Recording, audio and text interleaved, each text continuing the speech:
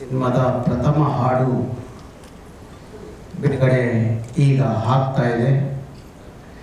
ಕರ್ನಾಟಕ ರಕ್ಷಣಾ ವೇದಿಕೆ ಪರವಾಗಿ ಋಷಿ ಅವರಿಗೆ ಮತ್ತು ಚಿತ್ರತಂಡಕ್ಕೆ ಈಗ ಬಿಡುಗಡೆ ಆಗ್ತಿರುವಂಥ ಹಾಡಿಗೆ ನಾನು ಶುಭವಾಗಲಿ ಅಂತ ಶುಭ ಕೋರ್ತೀನಿ. ಶುಭವಾಗಲಿ. ನಮಸ್ಕಾರ. ಲಾಂಚ್ ಆಗಿದೆ ಪ್ಲಾಟ್ಫಾರ್ಮ್ನಲ್ಲಿ. ದನಿಯಲ್ಲಿ ಮೂಡ್ ಬಂದಿರುವಂಥ ಈ ಗೀತೆಯನ್ನು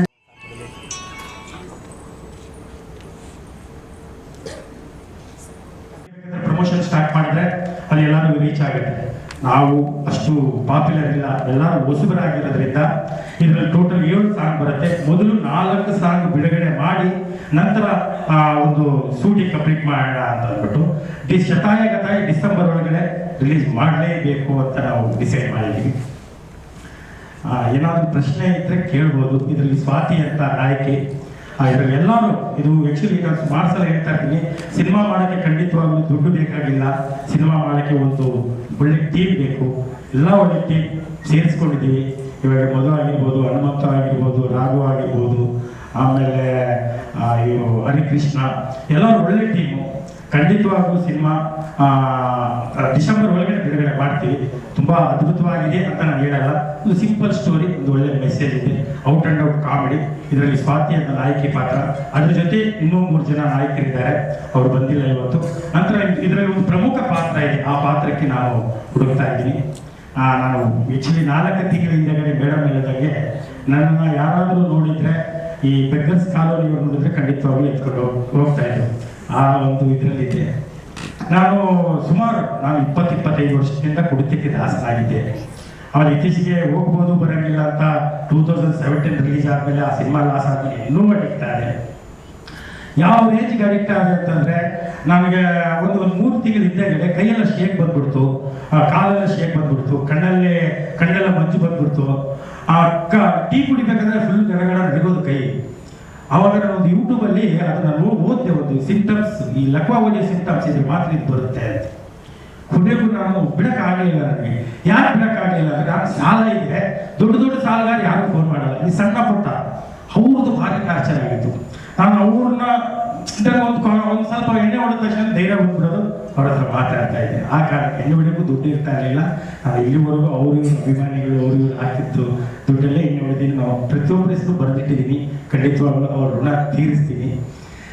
ಕೊನೆಗೂ ಆ ಥರ ಪರಿಸ್ಥಿತಿ ಬಂದರೂ ಬಿಡೋಕ್ಕಾಗಲಿಲ್ಲ. ನನಗೆ ಏನಾಗ್ಬಿಡುತ್ತೆ ಹಾಗೆ ಓದಿದ್ರು ಮನುಷ್ಯ ಸಾಯೋದಲ್ಲ, ಪ್ಯಾರಲೈಸ್ ಆದರೆ ಏನಾಗುತ್ತೆ. ಅವಾಗ ಎಲ್ಲ ಮಲ್ಕೊಂಡಿರ್ತೀನಿ, ಇಲ್ಲ ನಮ್ಮಂತೂ ಹಿಂದೆ ಮುಂದೆ ಯಾರು ಇಲ್ಲ, ಎಲ್ಲ ಮಲ್ಕೊಂಡಿರ್ತೀನಿ. ಯಾರೋ ಒಂದು ಫೋನ್ಪೇ ಗಿಫ್ಟ್ ಮಾಡಿ ಅಂತ ಮಾಡ್ತಾರೆ, ಆಶ್ರಮದವ್ರು ಕೊಡ್ತಾರೆ. ಆ ಒಂದು ಲೆವೆಲ್ಗೆ ಹೋಗ್ಬಿಟ್ಟಿದ್ದೀನಿ ನಾನು. ಈ ಕುಡಿತ ಇಷ್ಟೊಂದು ಕೆಟ್ಟದು, ಇಷ್ಟೊಂದು ಇದು ಜೀವನ ಇಷ್ಟೊಂದು ಹಾಳು ಮಾಡುತ್ತೆ ಅಂತ ಗೊತ್ತಿಲ್ಲ. ನಾನು ಕುಡಿತದಲ್ಲಿದ್ದಾಗ ಕುಡಿತಾನೆ ಪ್ರಪಂಚ ಹಾಕೊಂಡಿದ್ದೆ. ನಾನು ಎಲ್ಲ ಕಡೆ ಇತ್ತೀಚೆಗೆ ನಂಬರ್ಗಳು ಹಾಕಕ್ಕೆ ಸ್ಟಾರ್ಟ್ ಮಾಡಿದೆ. ಯಾಕಂದರೆ ನಂಬರ್ ನೋಡಿ ಯಾರಾದರೂ ಅಭಿಮಾನಿ ಯಾರೋ ಫೋನ್ ಮಾಡ್ತಾರೆ, ಅಕ್ಕಪ್ಪ ಬಂದಿದ್ದವರು ಆ ಥರ ಕೇಳಬಹುದು ಅಂತ. ನಂಬರ್ ಯಾವ ಆ್ಯಕ್ಚುಲಿ ನನಗೆ ಇದು ಓಪನ್ ಆಗಿ ಹೇಳ್ತೀನಿ, ನಾನು 2008 ಉಳಿತು ಮಾಡೋ ವಿಷಯ ಬಂದಿದ್ದೀನಿ. ಅದು ಟೋಟಲ್ ಆಗಿ ಒಂದು ಚಾನಲ್ 8.5 ಕೋಟಿ ನೋಡಿದ್ದಾರೆ, ಟೋಟಲ್ ಆಗಿ 30 ಕೋಟಿ ಜನ ನೋಡಿದ್ದಾರೆ. ಅದರಿಂದ ಲಕ್ಷಾಂತರ ಜನ ಬದಲಾಗಿದ್ದಾರೆ. ನನ್ನ ಹತ್ರನೂ ಹೇಳಿದ್ದಾರೆ ಸುಮಾರು ಜನ. ತುಂಬ ಖುಷಿ ಇದೆ. ಅದೇ ರೀತಿ ನಾನು ಈ ಥರ ನಂಬರ್ ಹಾಕಿದಾಗ ಅಧ್ಯಕ್ಷರು ಒಂದ್ಸಲ ಫೋನ್ ಮಾಡಿ ಬನ್ನಿ ಋಷಿ ಅವರೇ ಆಫೀಸ್ಗೆ, ಅಧ್ಯಕ್ಷರು ಕರೆದ ತಕ್ಷಣ ತುಂಬ ಖುಷಿ ಆಯಿತು. ನಾನು ಏನು ಎಕ್ಸ್ಪೆಕ್ಟ್ ಮಾಡ್ಕೊಂಡು ನಿಜ ಹೇಳ್ತೀನಿ, ನಾನು ಹೋದರೆ ಒಂದು 3-4 ದಿವಸಕ್ಕೆ ಆಗೋಷ್ಟು ಎಣ್ಣೆಂತೂ ಎಣ್ಣೆಗೆ ದುಡ್ಡು ಅಂತ ಸಿಗುತ್ತೆ ಅನ್ನೋ ಒಂದು ಎಕ್ಸ್ಪೆಕ್ಟೇಷನಿಂದ ಹೋದ ತಕ್ಷಣ ಅದು ಫುಲ್ ಕುಡ್ಕೊಂಡೇ ಹೋದೆ. ಋಷಿ ಅವರೇ ನೀವು ಈ ಥರ ತುಂಬ ಖುಷಿ, ಚೆನ್ನಾಗಿ ಬರ್ತಿದ್ದೀರಿ, ಒಂದು ಹಾಡು ಬರ್ತಿದ್ದೀನಿ, ಆ ಹಾಡಿನ ಕೇಳಿ ತುಂಬ ಚೆನ್ನಾಗಿದೆ ಋಷಿ ಅವರೇ ಸ್ವಲ್ಪ ಮಾತಾಡಿದ್ರು. ತುಂಬ ಪ್ರೀತಿಯಿಂದ ಮಾತಾಡಿದ ತಕ್ಷಣವೇ ಅವರು ಜೋಬಲ್ಲಿ ನಾನು ಸುಮಾರು ಜನ ನೋಡಿದ್ದೀನಿ ಅಲ್ಲಿ, ಅಂದರೆ ಕೇಳಿದ್ದೀನಿ. ಜೋಬಲ್ಲಿ ಎಷ್ಟಿರುತ್ತೆ ಅಷ್ಟು ಮಾದೇವ ಸ್ವಾಮಿ ಜೊತೆ ಹೋಗಿದ್ದೀವಿ, ಫ್ರೀಡಮ್ ಪಾರ್ಕ್ ಮಾದೇವ ಸ್ವಾಮಿ ಅವ್ರ ಜೊತೆ ಹೋಗಿದ್ವಿ. ಜೋಬಲ್ಲಿ ಎಷ್ಟು ದುಡ್ಡಿದೆ ಅಷ್ಟು ಕೊಟ್ಟರು. ಬೇಡ ಅಂದೆ, ಸುಮ್ಮನೆ ಮಾತ್ರ ಬೇಡ ಅಂದೆ. ಒಳಗಡೆ ತಗೊಳ್ಳೋದು ಇದಿತ್ತು ಕಪ್ಪು ಅಂತ ದ್ವಾರ ಖರ್ಚಿಗೆ ಸರಿ ಹೋಗುತ್ತೆ ಅಂತ ನಾನು ಆ ಥರ ಇದು ಮಾಡಿದೆ. ತಗೊಂಡ ತಕ್ಷಣ ಪಕ್ಕದಲ್ಲಿ ಬೇರೆ ಅವರು ಫ್ರೀಡಮ್ ಇದು ಇದ್ದಾರೆ, ಎಷ್ಟು ಕೊಟ್ಟಿದ್ದಾರೆ ಅಂತ ನಾನು ಕೌಂಟ್ ಮಾಡಬೇಕು ಅಂತ ಒಂದು ಇದು. ಆಮೇಲೆ ಹೋಗಿ ಹೇಳಿದೆ, ಗುರುಗಳೇ ಅಧ್ಯಕ್ಷ ಬರ್ತೀನಿ ಅಂತ ಹೇಳ್ಬಿಟ್ಟು ಕೌಂಟ್ ಮಾಡಿದೆ. ಎಕ್ಸ್ಪೆಕ್ಟೇ ಮಾಡಿಲ್ಲ ನಾನು. ಅದೇ ರೀತಿ ನಾನು ಸುಮಾರು ಸಲ ಹೋಗಿದ್ದೀನಿ. ಸುಮಾರು ಸಲ ಹೋದಾಗ ಅಲ್ಲಿ ದೊಡ್ಡ ದೊಡ್ಡ ಡೈರೆಕ್ಟರ್ಗಳು ದೊಡ್ಡ 50 ಪಿಕ್ಚರ್ 100 ಪಿಕ್ಚರ್ ಬಂದವರು ಕಾಯ್ತಾ ಇದ್ರು, ಸಮಸ್ಯೆ ಇದೆ ನಮಗಿದೆ ಅಂತ. ಅದು ಯಾವುದು ಬೆಳಕಿಗೆ ಬರಲ್ಲ, ಅವ್ರು ಎಷ್ಟು ಇದು ಮಾಡಿದ್ದಾರೆ. ಆಮೇಲೆ ನಾನು ಏನು ಅವ್ರ ಬಗ್ಗೆ ಇಷ್ಟು ಮಾತಾಡ್ತಾ ಇದ್ದೀನಿ ಅಂತಂದ್ರೆ, ಅವರು ನಮಗೆ ಅವರಿಂದ ನಮ್ಮ ಜೀವನನೇ ಬದಲಾಗಿದೆ ಅನ್ನೋಕ್ಕೋಸ್ಕರ ಅವರು ಆಕ್ಚುಲಿ ಅವ್ರ ಮನಸ್ಸಲ್ಲಿ ಇತ್ತು, ಅವ್ರ ಕಣ್ಣಲ್ಲಿ ಕಾಣಿಸ್ತಾ ಇತ್ತು, ಇವನು ಏನು ಚೆನ್ನಾಗಿ ಬರೀತೀನಿ, ಯಾಕೆ ಕುಡಿತಾನೆ ಏನು ಅನ್ನೋದು ತುಂಬಾ ಒಂದು ಆ ಕಣ್ಣಲ್ಲಿ ನನಗೆ ಕಾಣ್ತಾ ಇತ್ತು. ನಾನು ಒಂದು ಸಲ ಡಿಸೈಡ್ ಮಾಡಿದೆ ಕುಡಿಯೋದು ಬಿಡೋಣ ಅಂತ, ಆಗಲಿಲ್ಲ. ತುಂಬ ಪ್ರಯತ್ನ ಪಟ್ಟೆ. ಒಂದು ಸಲ ನಾನು ಈ CPI ಮಾರುತಿ ಅಂತ ಅಂದ್ಬಿಟ್ಟು ಉಪ್ಪರಪೇಟೆ ಅವರು ಮಾದೇವ ಸ್ವಾಮಿಯವರು ಅವರು ನಮಗೆ ತುಂಬಾ ಅವರು ಸಹಕಾರ ಮಾಡಿದ್ದಾರೆ. ಅವರು ಒಂದು ಸಲ ಹೋದಾಗ ಒಂದು ಬಟ್ಟೆ ಹಾಕಿ 15 ದಿವಸ ಆಗಿತ್ತು, ಸ್ನಾನ ಮಾಡಿ 15 ದಿವಸ ಆಗಿತ್ತು. ಅವರು CM ಬಂದ ಬಸ್ಕತ್ತಲ್ಲಿ ನಿಂತ್ಕೊಂಡಿದ್ರು, ಅವ್ರು ಹೆಗಲ ಮೇಲೆ ಕೈ ಹಾಕೊಂಡು ಮಾತಾಡ್ತಾ ಇದ್ರು. ಅದು ಹೆಂಗೋ ಅಷ್ಟು ಪ್ರೀತಿಯಿಂದ ಮಾತಾಡ್ತಾ ಇದ್ರು. ಅಲ್ಲಿ ಮಾತಾಡ್ಬೇಕಂತಂದಾಗ ಇನ್ನೊಬ್ಬ ಇನ್ಸ್ಪೆಕ್ಟರ್ ಯಾರೋ ಬಂದ್ಬಿಟ್ಟು ಏನು ಇಷ್ಟೊಂದು ಗಲೀಜಿದೆ ಬಟ್ಟೆ, ಇವ್ ಮೇಲೆ ಹೆಗಲ ಮೇಲೆ ಕೈ ಹಾಕೊಂಡು ಮಾತಾಡ್ತೀಯಾ ಅನ್ನೋ ಥರ ನನಗೆ ಅನಿಸ್ತು. ನೆಕ್ಸ್ಟ್ ಅವತ್ತು ಶನಿವಾರ ಬೆಳಿಗ್ಗೆನೆ ಬನ್ನಿ ಅಂತಂದ್ರು. ಬನ್ನಿ ಅಂದ ತಕ್ಷಣ ಅವರು ರಾಮರಾಜ್ ನಾವು ಸಂಡೇ ಮಾರ್ಕೆಟಲ್ಲಿ 100-150 ರೂಪಾಯಿ ಕೊಟ್ಟು ಸೇಟ್ ಆಗ್ತಾರೆ. ಅಂಥದ್ರಲ್ಲಿ ಅವರು ಲೆನಿನ್ ತಗೋ, ಅದು ತಗೋ, ಇದು ತಗೋ, ಹಂಗೆ ಹಿಂಗೆ ಅಂತೆಲ್ಲ ನಮಗೆ ಹೇಳಿದಾಗ, ಇಲ್ಲ ಬಾಸ್ ಇಲ್ಲ ಬಾಸ್ ತಗೋ ಅಂತ ಹೇಳಿದ್ರು. ಹೇಳಿದ ತಕ್ಷಣ ನಾನು ಯೋಚನೆ ಮಾಡಿದೆ. ಆಮೇಲೆ ಒಬ್ಬರು SP ಮೇಡಮ್ ಬಳ್ಳಾರಿ SP ಅವರು ಶೋಭಾರಾಣಿ ಅಂತ ಅಂದ್ಬಿಟ್ಟು ಅವ್ರು ರಾತ್ರಿ 12 ಗಂಟೆಗೆಲ್ಲ ಫೋನ್ ಮಾಡಿ ನಾನು ಅವ್ರಿಗೆ ಡಿಸ್ಟರ್ಬ್ ಮಾಡ್ತಾ ಇದ್ದೆ. ಆದರೂ ಅವ್ರ ಪ್ರೀತಿಯಿಂದ ಮಾತಾಡೋದು. ಒಂದು ಸಲ ನನಗೆ ಹೇಳಿದ್ರು, ನನಗೆ ಯಾರು ಅಣ್ಣ ಇಲ್ಲ ತಮ್ಮ ಇಲ್ಲ, ನೀವೇ ನಮ್ಗೆ ಅಣ್ಣ ಅಂತ ಹೇಳಿದ್ರು. ನಾನು ಆ್ಯಕ್ಚುಲಿ ನಮ್ಮ ಅಕ್ಕನ ನೆನೆಸ್ಕೊಂಡು 10 ಗಂಟೆ ಹತ್ತಿದ್ದೀನಿ. ಯಾಕಂದರೆ ಜೈಲಲ್ಲಿ ಇರಬೇಕಾದ್ರೆ ನಮ್ಮ ಅಕ್ಕ ತೀರ್ಕೊಂಡ್ರು, ಅವ್ರ ಮುಖನ ನೋಡೋಕ್ಕಾಗಲಿಲ್ಲ. ಅದೇ ರೀತಿ ನಮಗೆ ಗೌಡ್ರ ಬಗ್ಗೆ ನನಗೆ ಇಷ್ಟೊಂದು ಪ್ರೀತಿ ಮಾಡ್ತಾರೆ. ಇವಾಗ ಅವರಿಂದ ನನ್ನ ಪ್ರಾಬ್ಲಮ್ ಎಲ್ಲ ಸಾಲ್ವ್ ಆಯಿತು. ಇನ್ಯಾಕೆ ಕುಡಿಬೇಕು ಅಂತ ನಿರ್ಧಾರ ಮಾಡಿದೆ. ಕುಡಿಯೋದು ಬಿಟ್ಬೇಡ ಅಂತ ತುಂಬಾ ಪ್ರಯತ್ನ ಪಟ್ಟು ಬಿಟ್ಟ ತಕ್ಷಣವೇ ಮೈಸೂರಿಗೂ ಇದೇ ಹಾಡು ಬರೆಯೋಕ್ಕೆ ಮೈಸೂರಿಗೆ ಏನೋ ಒಂದು ಇದಕ್ಕೋಸ್ಕರ ಫಸ್ಟ್ ಪಲ್ಲವಿ ಬಂದಿದ್ದೆ, ಚರಣ ಬಂದಿದ್ದು, ಇನ್ನೊಂದು ಚರಣ ಬರೀಬೇಕಾಗಿತ್ತು. ಅದೆಲ್ಲ ಕುಡ್ಕೊಂಡೇ ಬರೆದಾಗ ನಾನು ಅಲ್ಲಿ ಹೋದೆ. ಇಲ್ಲೇ ಒಬ್ಬನೇ ನನಗೆ ಡಿಸೈಡ್ ಆಯ್ತು, ಸೆಕೆಂಡ್ ಚರಣ ಫಸ್ಟ್ ಚರಣಕ್ಕಿಂತ ಸೆಕೆಂಡ್ ಚರಣ ಕುಡಿಬೇಕು ಅಂತ. ಆ ಮೈಸೂರು ಪ್ಯಾಲೇಸ್ ಮುಂದೆ ಒಂದು ಹೋಟೆಲ್ ಮಾಡ್ಕೊಟ್ಟಿದ್ರು ಸ್ನೇಹಿತರು. ಅಲ್ಲಿ ಇನ್ನೇನು ಹೋದ ತಕ್ಷಣ ನನಗೆ ಅಧ್ಯಕ್ಷರು ನೆನಪಾದರು. ಆಮೇಲೆ ನನಗೆ ಶೋಭಾರಾಣಿ ನೆನಪಾದ್ರು. ಒಂದು ಸುಮಾರು ವರ್ಷಗಳಿಂದನೇ ಈ ಕಾನ್ಸೆಪ್ಟ್ ಆಗಿತ್ತು, ಬರೆದಿದ್ದೀನಿ. ಇನ್ನೊಂದ್ಸಲ ನಾನು ಖಂಡಿತವಾಗ್ಲೂ ಅದು ಆಕ್ಚುಲಿ ಕುಡಿಬೇಕು ಅಂತ ಡಿಸೈಡ್ ಮಾಡಿ ಹೋಗಿ ಡಿಗ್ರಿ ಹೊಡಿತಿದ್ದೆ. ಕುಡಿಯೋದು ಮರ್ತೋಗ್ಬಿಟ್ಟೆ, ಮತ್ತೆ ಆಡ್ಬಿಟ್ಟೆ ಕೂತ್ಕೊಂಡೆ. ಫಸ್ಟ್ ಚರಣಕ್ಕಿಂತ ಸೆಕೆಂಡ್ ಚರಣ ತುಂಬ ಅದ್ಭುತ ಬಂತು. ಇಲ್ಲೇ ಒಬ್ರು ನಮ್ಮ ಊರಿಗೆ ಡಾಕ್ಟರ್ ಬಂದಿದ್ದಾರೆ.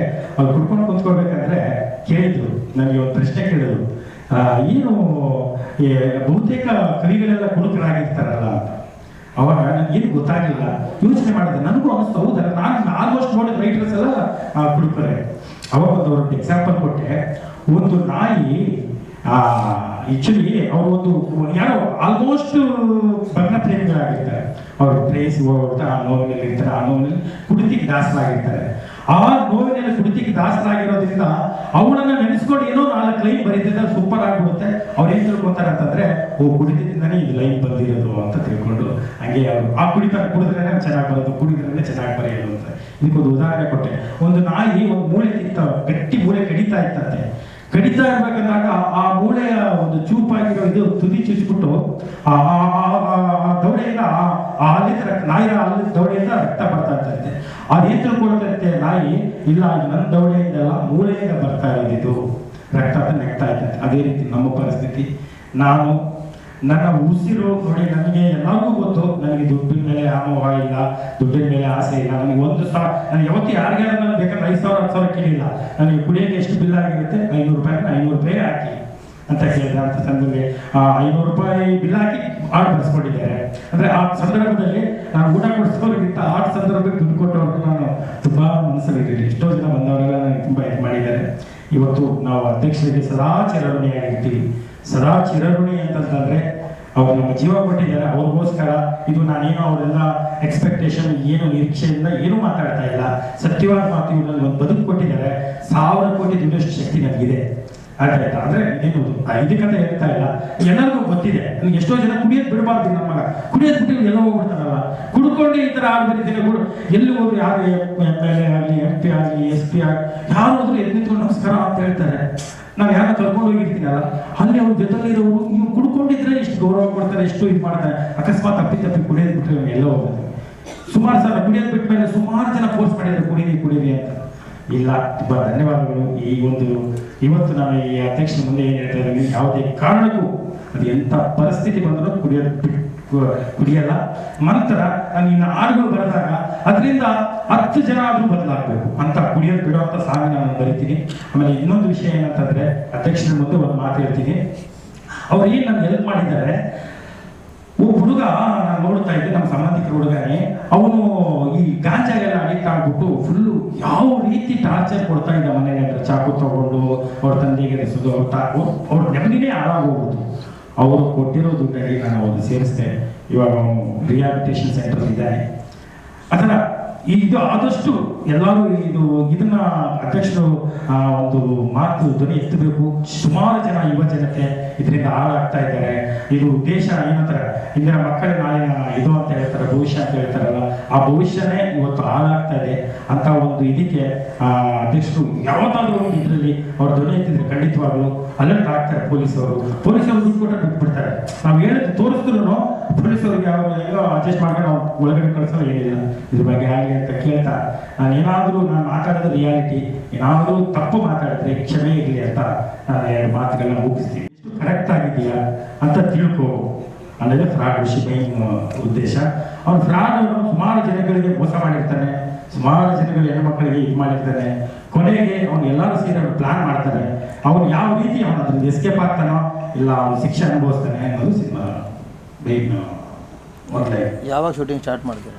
ಶೂಟಿಂಗು ನಾವು ಆ್ಯಕ್ಚುಲಿ ಸೆಪ್ಟೆಂಬರ್ 5 ಒಂದು ಶೆಡ್ಯೂಲ್ ಮುಗಿಸ್ತೀವಿ, 10 ಡೇಸ್ ಶೆಡ್ಯೂಲ್ ಉತ್ತರ ಕರ್ನಾಟಕ. ಆಮೇಲೆ ನಂತರ ಒಂದು ಕಂಟ್ರೋಲ್ ಸ್ಟುಡಿಯೋದಲ್ಲಿ ಒಂದು 10 ಡೇಸ್ ಗ್ಯಾಪಲ್ಲಿ ಒಂದು ಸೆಟ್ ಹಾಕ್ತೀವಿ. ಸೆಟ್ ಹಾಕಿ ಅದರಲ್ಲಿ 15 ಡೇಸು, ಒಂದು 10 ಡೇಸ್, ಟೋಟಲ್ 25 to 30 ಡೇಸ್ ಬಾಕಿ ಪೋರ್ಷನ್ ಮುಗಿಯುತ್ತೆ. ಸಾಂಗ್ ಒಂದೊಂದು ಸಾಂಗ್ 7 ಸಾಂಗ್ ಇರೋದ್ರಿಂದ ಒಂದೊಂದು ಸಾಂಗ್ 2 ದಿವಸ ಶೂಟ್ ಮಾಡ್ತೀವಿ. ಟೆಕ್ನಿಷಿಯನ್ಸ್ ಎಲ್ಲ ಯಾರು ಇರ್ತಾರೆ? ಟೆಕ್ನಿಷಿಯನು ಇದರಲ್ಲಿ ಕ್ಯಾಮ್ರಾಮನ್ ಬಂದು ಶಂಕರ್ ಅಂತ, ಸಂಗೀತ ಬಂದ್ಬಿಟ್ಟು 2 ಮಾಡ್ತಾ ಇದ್ದಾರೆ. ಒಬ್ಬರು ಶ್ರೀಗುರು ಅಂತ, ಇನ್ನೊಬ್ಬರು ರಮೇಶ್ ಕೃಷ್ಣ ಅಂತ. ಎಡಿಟರ್ ಬಂದು ಸುರೇಶು, ಡ್ಯಾನ್ಸ್ ಮಾಸ್ಟರ್ ಬಂದು ಜಗ್ಗು ಅಂತ.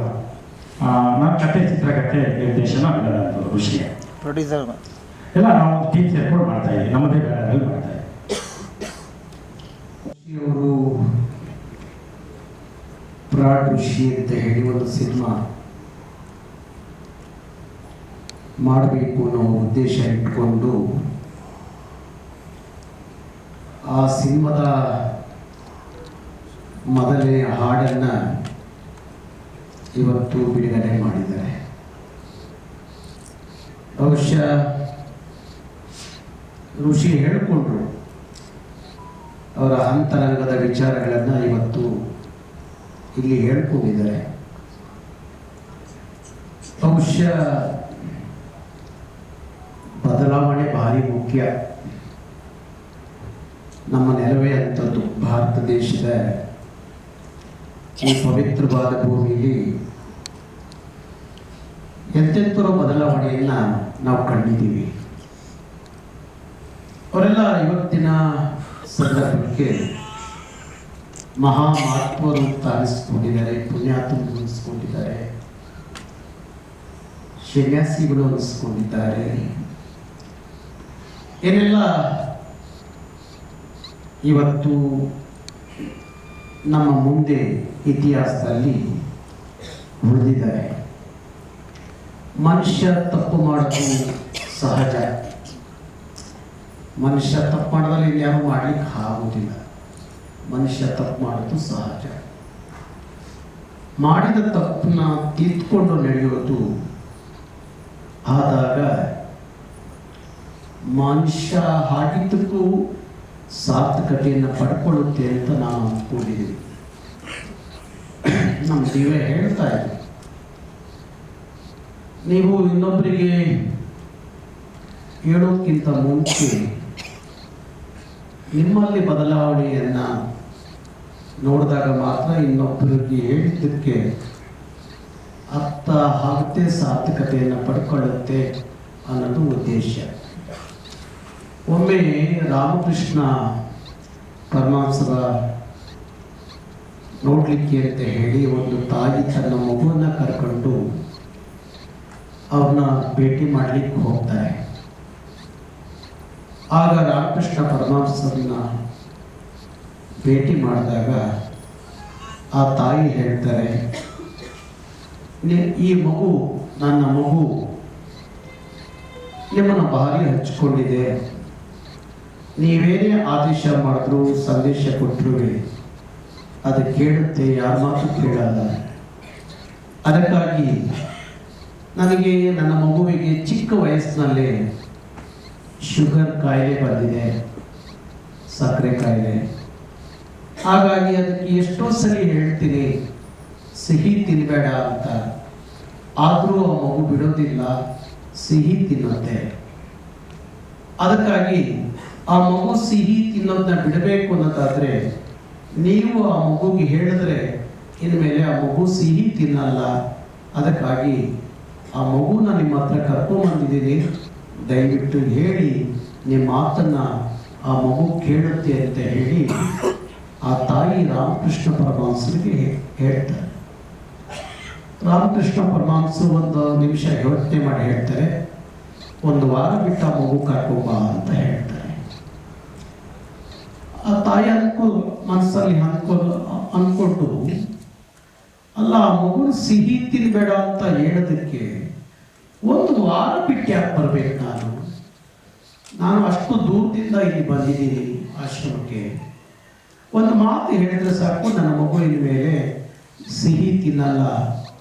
ಅದನ್ನು ಹೇಳೋಕ್ಕೆ ಇವರು ಒಂದು ವಾರ ಬಿಟ್ಕೊಂಡು ಬಾ ಅಂತಾರಲ್ಲ, ನಾನು ಮತ್ತೊಂದು ವಾರ ಬಿಟ್ಟು ಬರೋಕ್ಕೆ ಎಷ್ಟು ಕಷ್ಟ ಆಗುತ್ತೆ ಅಂದ್ಕೊಂಡು ಅವಳು ಮುನ್ಕೊಂಡು ಹೋಗ್ತಾಳೆ. ಹೋದ ಮೇಲೆ ಒಂದು ವಾರ ಬಿಟ್ಟು ಮತ್ತೆ ಮಗು ಕರ್ಕೊಂಡು ರಾಮಕೃಷ್ಣ ಪರಮಹಂಸರ ಹತ್ರ ತಾಯಿ ಬರ್ತಾಳೆ. ಬಂದಾಗ ರಾಮಕೃಷ್ಣ ಪರಮಹಂಸರು ಹೇಳ್ತಾರೆ, ಮಗು ನಿನಗೆ ಸಕ್ಕರೆ ಕಾಯಿಲೆ ಇದೆ, ಇನ್ಮೇಲೆ ನೀನು ಸಿಹಿ ತಿನ್ನಬೇಡ ಅಂತ ಹೇಳ್ತಾರೆ.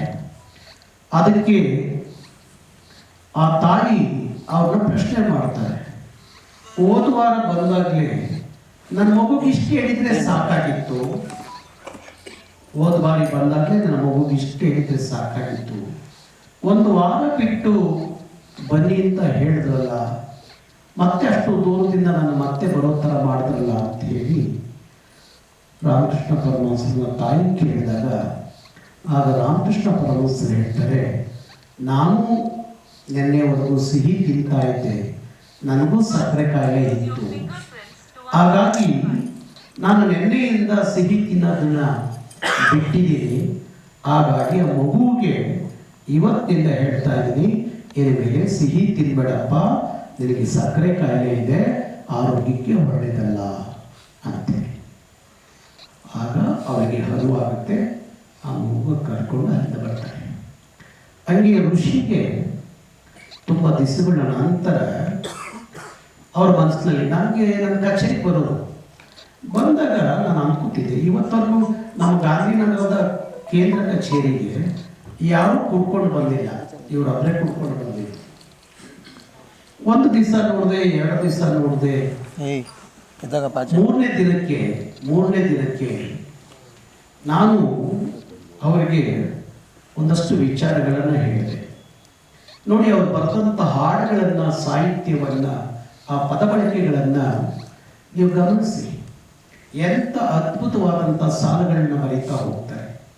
ನಮ್ಮ ಸಿದ್ಧಗಂಗಾ ಶ್ರೀಗಳ ಬಗ್ಗೆ, ಶಿವಕುಮಾರ ಸ್ವಾಮೀಜಿಗಳ ಬಗ್ಗೆ ಬರೆದಂಥ ಒಂದು ಹಾಡು ಎಷ್ಟು ಅದ್ಭುತ ಅನಿಸ್ತಿತ್ತು ಅಂದರೆ, ಅದಕ್ಕಿಂತ ಮುಂಚೆ ಅವರು ಭಾರಿ ಹೆಸರು ಮಾಡಿದಂಥ ಹಾಡು ಒಳೆತು ಮಾಡು ಮುಂಜ ಮನುಸ ಅಂತೇಳಿ ದೊಡ್ಡ ಅವರಿಗೆ ಹೆಸರು ಕೊಟ್ಟದ್ದು. ಇಂಥದ್ದೆಲ್ಲ ಅದ್ಭುತವಾದಂಥ ಸಾಹಿತ್ಯದ ಜ್ಞಾನ ಇರುವಂಥ ಈ ವ್ಯಕ್ತಿ ಯಾಕೆ ಬೆಳಗ್ಗೆ ಆದರೆ ಕಾಫಿ ಕುಡಿಯೋಕ್ಕಿಂತ ಮುಂಚೆ ಕುಡ್ಕೊಂಡು ಏನು ಸಮಾಜಕ್ಕೆ ಯಾವ ರೀತಿ ಸಂದೇಶ ಕೊಡ್ತಾರೆ, ಏನು ಹೇಳ್ತಾರೆ ಅನ್ನೋದು ನಂದು ಆಗಿತ್ತು. ನಾನು ಅವರಿಗೆ ಒಂದಷ್ಟು ಬುದ್ಧಿ ಹೇಳಿ ಅವರಿಗೆ ಕಳಿಸ್ಕೊಟ್ಟೆ. ಅದಾದ ಒಂದು 2-3 ಸರಿ ಬಂದರು, ನಾನು ಸುಮ್ಮನೆ ಇದ್ದೆ. 4ನೇ ಸರಿಗೆ ನನ್ನ ನೋಡುವ ದಾಟಿಯೂ ಬೇರೆ ಆಗಿತ್ತು, ಅವ್ರು ಬೇಗ ಅರ್ಥ ಮಾಡ್ಕೊಂಡಿದ್ರು. ಮಾರನೇ ದಿವಸ ಅವರು ಫೋನ್ ಮಾಡ್ತಾರೆ, ನಾನು ಇವತ್ತಿನಿಂದ ಕುಡಿಯೋದು ಬಿಟ್ಟಿದ್ದೀನಿ, ನಿಮ್ಮ ಕಚೇರಿಗೆ ಬರಬಹುದಾ ಅಂತೀರಿ. ಹಾಗೆ ಹೇಳಿದೆ ನಾನು, ನೀವು ಕುಡಿಯೋದು ಬಿಟ್ಟಿದ್ದೀನಿ ಅನ್ನೋದಾದರೆ ಧಾರಾಳವಾಗಿ ನಮ್ಮ ಕಚೇರಿಗೆ ಬರಬಹುದು. ಬಹುಶಃ ಅವತ್ತಿಂದ ಋಷಿ ಕುಡ್ದಿಲ್ಲ ಅಂತ ಅನ್ಕೊಂಡಿದ್ದೀನಿ. ಅದಾದಮೇಲೆ ಅವ್ರು ಬಂದಂಥ ಅವರ ವೇಷಭೂಷಣಗಳು ನೋಡಿದಾಗ ಅವ್ರು ಹೇಳಿದ್ ಕರೆಕ್ಟ್. ಇವ್ರು ಯಾರೋ ರೋಡಲ್ಲಿ ಈ ಭಿಕ್ಷುಕರನ್ನ ಎತ್ತಕೊಂಡು ಹೋಗ್ತಾರಲ್ಲ, ಅವ್ರ ಕೈ ಸಿಕ್ಕಿದ್ರೆ ಮೊದಲು ಇವನ್ನ ಎತ್ತಕೊಂಡು ಹೋಗ್ತಿತ್ತು. ಹಾಗಿದ್ರು ಇವರು ಸರಿಯಾಗಿ ಸ್ನಾನ ಮಾಡಿ ಎಷ್ಟೋ ದಿವಸಗಳಾಗಿತ್ತು, ಅದೇ ಬಟ್ಟೆ ಅದೇ ಅವತಾರದಲ್ಲಿ ಇದ್ದಂಥದ್ದು. ಆಮೇಲೆ ನಮ್ಮ ಉಪ್ಪರ್ಪೇಟೆ ಇನ್ಸ್ಪೆಕ್ಟ್ರು ಮತ್ತು ನಮ್ಮ ಮಾಧುಸ್ವಾಮಿ, ಉಪ್ಪರ್ಪೇಟೆ ಕಾನ್ಸ್ಟೇಬಲ್ ಮಾಧುಸ್ವಾಮಿ ಇವರೆಲ್ಲ ಇವ್ರನ್ನ ಒಂಚೂರು ಕರ್ಕೊಂಡು ಹೋಗಿ ನೀಟಾಗಿ ಅವರ ಬದಲಾವಣೆಗೆ ಅವರು ಕಾರಣ ಆದರು. ಋಷಿ ಈಗ ಒಂದು ಸಿನಿಮಾ ಮಾಡಲಿಕ್ಕೆ ಹೊರಟಿದ. ನಾನು ಬಂದಷ್ಟೇ ಕೇಳಿದೆ, ಏನು ಋಷಿ ಆ ಋಷಿ ಇವತ್ತೇನಪ್ಪ ಈ ಗೆಟಪ್ ಎಲ್ಲ ಇಷ್ಟೊಂದು ಬಂಗಾರದ ಇವೆಲ್ಲ ಹಾಕೊಂಡ್ಬಿಟ್ಟಿದೆಯಲ್ಲಪ್ಪ ಹೆಂಗಪ್ಪ ಅಂತೇಳಿ ಕೇಳಿದೆ ನಾನು ಬಂದ ತಕ್ಷಣ. ಆಮೇಲೆ ಗೊತ್ತಲ್ಲ ಸಿನಿಮಾದವ್ರ ಕತೆ ಗೊತ್ತಲ್ಲ, ಹಾಗಾಗಿ ಅಂತರಂಗ ಶುದ್ಧಿ ಬಹಿರಂಗ ಶುದ್ಧಿ ಎರಡೂ ಇರೋದು ಭಾರಿ ಅಪರೂಪ. ಹಾಗಾಗಿ ನಾನು ಇಲ್ಲಿ ಒಳಗಡೆ ಬರುವಾಗ ನೋಡಿದೆ, ನನ್ನ ಪೋಸ್ಟರ್ ಬೇರೆ ನನ್ನ ಫೋಟೋ ಹಾಕ್ಬಿಟ್ಟು ಕೆಳಗಡೆ ಪ್ರಾಡ್ ಋಷಿ ಅಂತ ಸಿನಿಮಾ ಟೈಟ್ ಹಾಕೊಂಡ್ಬಿಡ್ತಾರೆ. ನಮಗೆ ಭಾರಿ ಮುಗಿದ್ರೆ ಹಾಕ್ತೀವಿ. ಈಗ ಈ ಸೋಷಿಯಲ್ ಮೀಡಿಯಾದವ್ರು ಇದ್ದಾರೆ, ಅದ್ರ ಮೇಲ್ಗಡೆ ಏನಿದೆ ಅಂತ ನೋಡಲ್ಲ, ಅದ್ರ ಕೆಳಗಡೆ ಏನಿದೆ ಅನ್ನೋದು ಅಷ್ಟೇ ನೋಡಿರ್ತಾರೆ ಅವರು. ಹಾಗಾಗಿ ಮುಜುಗರ ಆಗಿತ್ತು. ನಾನು ಅದಕ್ಕೆ ಹೇಳಿದೆ, ಅದೇನೋ ಸ್ಟೇಜ್ ಮೇಲೆ ಇಟ್ಟಿದ್ದೆ, ಯಾರೋ ಫೋನ್ ಮಾಡಿದ್ರು ನನಗೆ, ಸ್ಟೇಜ್ ಮೇಲೆ ಹಿಂಗೆ ಇಟ್ಬಿಟ್ಟಿದ್ದಾರೆ ನಿಮ್ಮ ಫೋಟೋ ಮತ್ತು ತಗ್ಸಪ್ಪ ಅಂತ ಹೇಳಿ. ಹಾಗಾಗಿ ನಾವು ಸಮಾಜಕ್ಕೆ ಅದು ಬರೆಯೋ ಮುಖಾಂತರನು, ಮಾತಾಡುವ ಮುಖಾಂತರನು, ನಮ್ಮ ನಡವಳಿಕೆಯ ಮುಖಾಂತರನು ನಾವು ಸಮಾಜಕ್ಕೆ ಏನಾದರೂ ಹೇಳಲಿಕ್ಕೆ ಹೋಗೋಕ್ಕಿಂತ ಮುಂಚೆ ನಾವು ಏನಾಗಿದ್ದೀವಿ ಅನ್ನೋದನ್ನ ಸರಿಯಾಗಿ ಅರ್ಥ ಮಾಡ್ಕೊಂಡ್ರೆ ಬಹುಶಃ ಸಮಾಜ ತಾನಾಗೆ ಅರ್ಥ ಮಾಡಿಕೊಳ್ಳುತ್ತೆ ಅನ್ನೋ ಭಾವನೆ ನಾನು. ಒಳ್ಳೆ ಹಾಡು ಚೆನ್ನಾಗಿ ಬರೆದ ನಮ್ಮ ಕವಿ ಮಂಜು ಕವಿಯವರು ನಮ್ಮ ರಕ್ಷಣಾ ವೇದಿಕೆ ಬಗ್ಗೆನೂ ಒಂದು 4-5 ಹಾಡುಗಳು ಬರೆದಿದ್ದಾರೆ. ಆದರೆ ಹಾಡಿರಲಿಲ್ಲ, ಇದನ್ನು ತುಂಬ ಚೆನ್ನಾಗಿ ಹಾಡಿದ್ದಾರೆ. ಒಳ್ಳೆ ಹಾಡು ಆ ಸಿನಿಮಾ ಕಥೆ ಏನು ಅಂತ ನನಗೆ ಇನ್ನೂ ಅರ್ಥ ಆಗಿಲ್ಲ. ಬಹುಶಃ ಇದು ಸಿನಿಮಾ ಪ್ರಾರಂಭ ಆಗಿಲ್ಲ. ಋಷಿ ಜೊತೆಯಲ್ಲಿ ಆರ್ಥಿಕವಾಗಿ ನಿಂತ್ಕೊಳ್ಳೋರು ಯಾರು ಅನ್ನೋದೇ ಭಾರಿ ದೊಡ್ಡ ಪ್ರಶ್ನೆ. ಆದ್ರೂ ಅವ್ರಿಗೆ ಭರವಸೆ ಇದೆ, ಇರಬೇಕು. ಮನುಷ್ಯ ಕಡೆಯವಾಗಿ ನಾನು ಅನೇಕ ಕಡೆ ಹೇಳ್ತಾ ಇರ್ತೀನಿ, ಈ ಸಾಯಬೇಕಾದ್ರೆ ತುಂಬ ಜನ ಮಾತಾಡ್ತಾರೆ, ರಣಹೇಡಿಗಳು ಸತ್ತೋಗ್ಬಿಟ್ರು ಅಂತೇಳಿ. ಆತ್ಮಹತ್ಯೆ ಮಾಡಿಕೊಂಡಾಗ ರಣಹೇಡಿಗಳು ಬದುಕೋದು ಗೊತ್ತಿಲ್ಲಲ್ಲ, ರಣಹೇಡಿ ಸತ್ಪುಟ ಅಂತ ಹೇಳ್ತಾರೆ. ನಿಜಕ್ಕೂ ರಣಹೇಡಿಗಳು ಯಾರೂ ಸಾಯಲ್ಲ. ಸಾಯೋರಿಗೆ ತುಂಬ ಧೈರ್ಯ ಬೇಕು, ಸಾಯೋರಿಗೆ. ಪ್ರಾಣ ಕಳ್ಕೊಳ್ಳೋದು ಆ ರಣಹೇಡಿಗಳ ಕೈಗೆ ಸಾಧ್ಯ ಇಲ್ಲ. ಪ್ರಾಣ ಕಳ್ಕೋಬೇಕಾದ್ರೆ ನನಗೆ ಭಾರಿ ಧೈರ್ಯ ಇರಬೇಕು. ಪ್ರಾಣ ಕಳ್ಕೊಳ್ಳಿಕ್ಕೆ ಅಷ್ಟೊಂದು ಧೈರ್ಯ ಮಾಡೋರಿಗೆ ಜೀವನ ಕಟ್ಕೊಳ್ಳಿಕ್ಕೆ, ಬದುಕನ್ನು ಸಾಗಿಸ್ಕೊಂಡು ಹೋಗ್ಲಿಕ್ಕೆ, ಬದುಕಲಿಕ್ಕೆ ಯಾಕೆ ಆ ಧೈರ್ಯವನ್ನು ಮಾಡಬಾರ್ದು ಅಲ್ವಾ? ಹಾಗಾಗಿ ಅದು ಒಂದು ಒಳ್ಳೆಯ ಪ್ರಶ್ನೆ. ಹಾಗಾಗಿ ಅವರ ಜೀವನದಲ್ಲಿ ಭರವಸೆಗಳು ಇವತ್ತಿಗೂ ಕಾಣ್ತಾ ಇದ್ದಾವೆ. ಹಾಗಾಗಿ ಯಾರು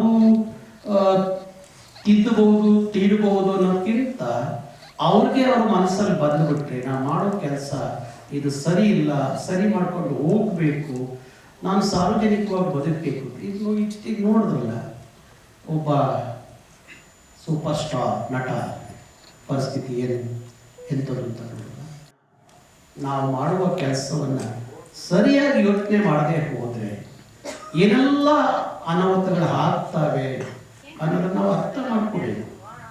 ಅದರಲ್ಲೂ ಸಾರ್ವಜನಿಕ ಜೀವನದಲ್ಲಿ ಇರೋರು ಪ್ರತಿ ಹೆಜ್ಜೆ ಗುರುತುಗಳನ್ನು ಜನ ಗಮನಿಸ್ತಾ ಇರ್ತಾರೆ ಅನ್ನೋ ಅರಿವಿಲ್ಲದೆ ಹೋದರೆ ಭಾರಿ ಕಷ್ಟ ಆಗುತ್ತೆ. ಅದಕ್ಕೋಸ್ಕರ ಸಾರ್ವಜನಿಕ ಜೀವನ ಅನ್ನೋದು ಅದು ಮುಳ್ಳಿನ ಹಾಸಿಗೆ ಇದ್ದಾಗೆ.